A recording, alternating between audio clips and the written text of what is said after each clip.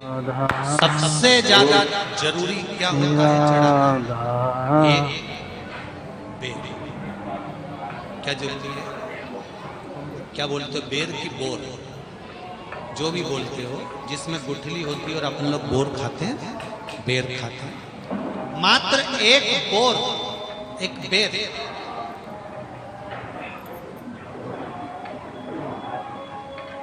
महाशिवरात्रि के दिन समर्पित किया जाता है। क्यों करते हैं? कि घर में जितने सदस्य रह रहे हैं उतने सदस्य को जिंदगी में कभी कोई ऐसी बीमारी ना हो और हमारे घर में रहने वाले सदस्य की अकाल मौत ना हो।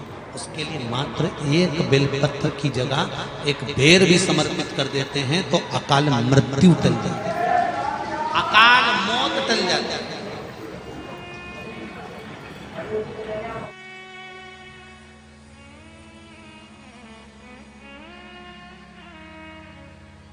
12 महीने शिवरात्रि आती है, जिसको 12 मासिक शिवरात्रि कहते हैं। हम कई लोगों से कहते हैं अगर जिंदगी में ज्यादा नियम नहीं ले सकते तो एक नियम ले लो, और उसका फल क्या होता है ये मात्र 3 महीने की शिवरात्रि कर कर देख लो। केवल 3 महीने की शिवरात्रि, ज्यादा कुछ नहीं कर सकते। हर महीने शिवरात्रि आती है। प्रत्येक शिवरात्रि के दिन 3 जगह पर दिया लगाना प्रारंभ कर दो। पहला बेलपत्री के वृक्ष के नीचे, दूसरा शंकर भगवान के मंदिर पर, तीसरा आंवले के वृक्ष के नीचे। केवल ये 3 जगह पर दिया लगाना चालू कर दो। कौन से दिन? हर महीने की जो शिवरात्रि आती है, मासिक शिवरात्रि जो आती है, आप 12 महीने का नियम बनाओ कि मैं 12 महीने की शिवरात्रि का व्रत करूं ना करूं।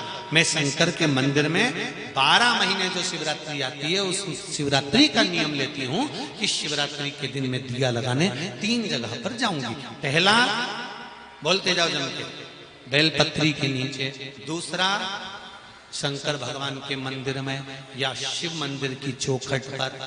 तीसरा, आंवले के वृक्ष के नीचे। ये 3 जगह पर आप प्रणाम कर कर, झोली पसार कर बाबा देवाधिदेव महादेव, माता लक्ष्मी और पार्वती के नाम से दिया लगाना प्रारंभ कर दीजिए।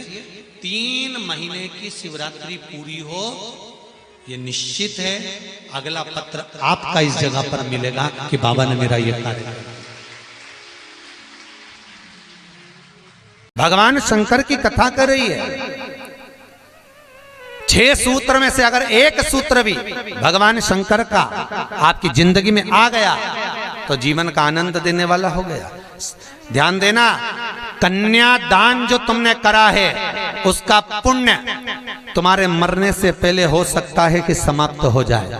अन्नदान जो तुमने करा है उसका पुण्य हो सकता है तुम्हारे मरने से पहले समाप्त हो जाए। क्योंकि कई लोग कहते हैं हमने कन्यादान करा, हमने वस्त्र दान करा, हमने मुद्रा दान करी, हमने स्वर्ण दान करा, हमने अन्न दान करा, हमने भागवत कराई, हमने रामायण करवाई, हमने गीता करवाई, हमने तीर्थ करे, हमने व्रत करे।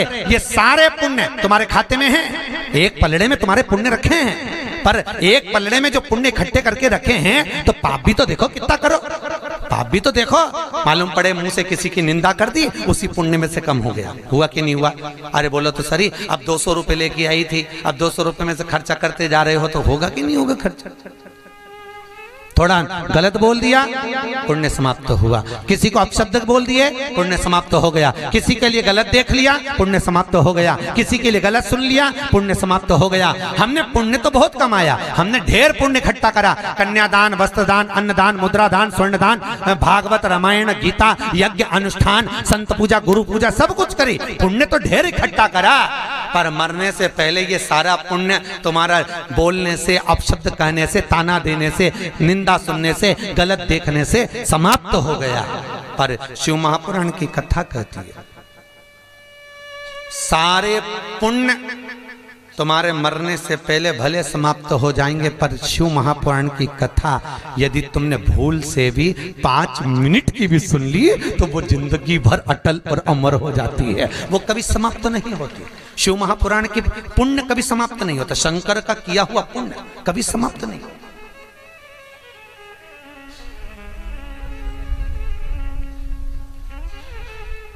आज वो कोई कह रहा था गुरुजी वो हम पोटलियां बना के लाए हैं तो एक एक मंदिर में पोटली चढ़ाए और कई चढ़ाए। हमने कहा लो आए हो इतनी दूर तीर्थ करने के लिए 5 रुपया 10 रुपया 2 रुपया करो जो तुम्हारी मर्जी पड़े चढ़ाओ।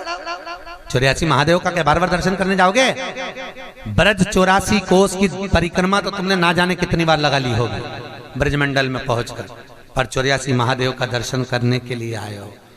और वो 84 महादेव जिसको स्वयं भगवान शंकर की बहन क्षिप्रिया ने प्रकट किया था, शंकर के ही रूप तत्व से 84 रूप में उनको प्रकट किया है। पूरे विश्व में कहीं पर नहीं है, केवल उज्जैन में, केवल उज्जैन। तो भगवान शंकर की कथा कर रहे हैं, भगवान भोलेनाथ का चरित्र वर्णन कर रहा है। 6 सूत्र में से एक सूत्र भी अपनी जिंदगी में उतारा तो जीवन सार्थक हो गया। मात्र भगवान शंकर की पावन कथा का रसतत्व ग्रहण करें। एक देवराज नाम का ब्राह्मण शरीर में ताप पड़ गया और शरीर में ताप पड़ने के कारण बहुत ताप पड़ा तो शंकर के मंदिर में पहुंच गया, बैठा। अब वहां तो थोड़ी थोड़ी देर में शंकर के मंदिर में कथा हो रही थी, प्रवचन चल रहे थे, शिव महापुराण का चरित्र चल रहा था। और ये थोड़ी थोड़ी देर में पंडित जी चिल्लाए हर हर महादेव। अब जैसे ही पंडित जी चिल्लाए तो इसके शरीर में ताप पड़े, इसको आ रहा बुखार। अब बुखार आए और कहीं का चिल्लाए, सिर दर्द हो और कहीं का चिल्लाए तो बड़ा बुरा लगे महाराज। अब इसको तो बड़ा अंदर से खटकाओ कि बताओ मेरे तो शरीर में ताप पड़ रहा है, महाराज हर हर महादेव चिल्ला रहा, पर बोल सकता नहीं। ताप पढ़ते पढ़ते पढ़ते पढ़ते थोड़ी देर में ये यहां से चला शंकर के मंदिर से कथा श्रवण कर कर थोड़ी देर भले ताप पड़ा, बुखार आया, सिर दर्द हुआ, सब कुछ हुआ, पर शंकर की कथा तो शरीर में पहुंच गई, इस आत्मा तक पहुंच गई। होता है जब घर से चले होगे तो सोचे पाँव दुख रहा है, बुखार आ रहा है, सर दर्द हो रहा, ये हो रहा, वो हो रहा, पर शंकर के धाम में पहुंच गए तो अब ये सोच लो कि तुम शंकर के हो गए, तुम शिव के। यहाँ बिठले सेवा समिति के कहने पर नहीं आए, यहाँ पाठक जी के कहने पर नहीं आए, यहाँ हमारे कहने पर नहीं आए। यहाँ तो हम भी बुलाते तो तुम नहीं आते, क्योंकि ये नगरी महाकाल की है। महाकाल का राजा है महाकाल, और महाकाल राजा का एक नियम है, यहाँ कोई राजा, कोई मंत्री, कोई बड़े से बड़ा राजपाट वाला इस नगरी में रात नहीं रुक सकता। यहाँ का नियम है, क्योंकि यहाँ एक ही राजा, कौन सा? महाकाल राजा, बस उसी का राज्य चलता। तो जब उसके घर में आए हो तो हम कौन बुलाने वाले? बोलो तो सही। उसने बुलाया, उसने ठहराया, उसने खिलाया, उसने घुमाया, 5 दिन घूमो फिरो, उसका दर्शन करो, आनंद करो, घरे जा। घर वाले पूछे कहाँ गई थी तो कहना महाकाल के घर गई थी, उसने बुलाया। रामकृष्ण परमहंस जी से एक ने कहा, रामकृष्ण परमहंस जी से बोले, अरे रामकृष्ण परमहंस जी, हमने सुना है कि माता जगतजननी जगदम्बा शारदा भवानी माँ देवी आपसे बात करने के लिए आती हैं, आपसे मिलने के लिए आती हैं। रामकृष्ण परमहंस जी ने कहा, तो रामकृष्ण परमहंस जी, अगर देवी जी तुमसे मिलने आती हैं, देवी जी तुमसे बात करने आती हैं, जगदम्बा तुमसे मिलने के लिए आती है, तो रामकृष्ण परमहंस जी एक काम करो ना, एक आध बार माता जी को हमारे घर भी भेज दो। हंसी उड़ाने वाले तो कुछ भी बोल देते हैं, एक आध बार माता जी को हमारे घर भेज दो। रामकृष्ण परमहंस जी ने कहा ठीक है, एड्रेस बता दो, देवी जी को तुम्हारे घर भेज देंगे। बोलो एड्रेस क्या है? उस व्यक्ति ने कहा फलाना गली में, फलाना मोहल्ले में, ये वाले मकान में, इस नंबर में, इस जगह पर मैं रहता हूं। रामकृष्ण परमहंस जी ने कहा, स्वामी विवेकानंद के गुरु रामकृष्ण परमहंस जी कहते हैं, जो एड्रेस आपने दिया ये तो आपके घर का है, ये आपके घर का एड्रेस है, आपका एड्रेस दीजिए, आप कहाँ रहते हैं? उसको लगा मैं दुकान पे रहता हूँ, तो हो सकता दुकान का मांग रहा है, उन्होंने दुकान का एड्रेस दे दिया। रामकृष्ण परमहंस जी बोले ये तो दुकान का एड्रेस है, आप कहाँ रहते हो, आपका एड्रेस दो। तो रामकृष्ण परमहंस जी के शब्द सुने तो उस व्यक्ति ने कहा ये हमारा ही तो एड्रेस है। रामकृष्ण परमहंस जी बोले जिस घर का एड्रेस दिया वो तो घर का है, जिस दुकान का एड्रेस दिया वो तो दुकान का है, कि दुकान यहाँ है वो वहां घर है, तू कहाँ रहता है, तेरा एड्रेस बता, तू रहता कहाँ है।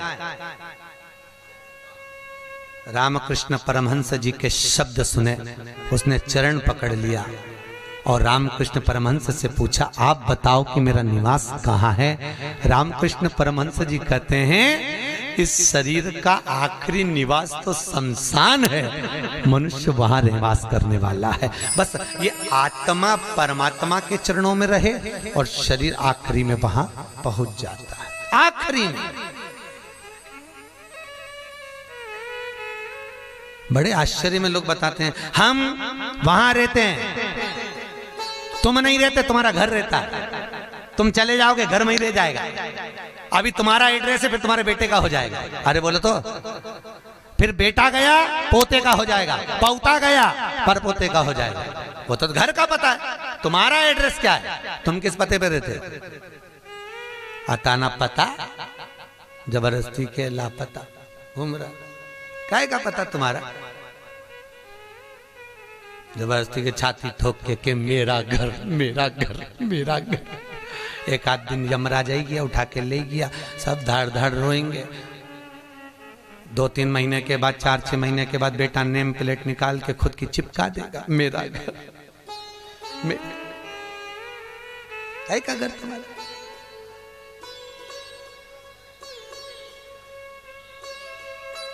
क्या घर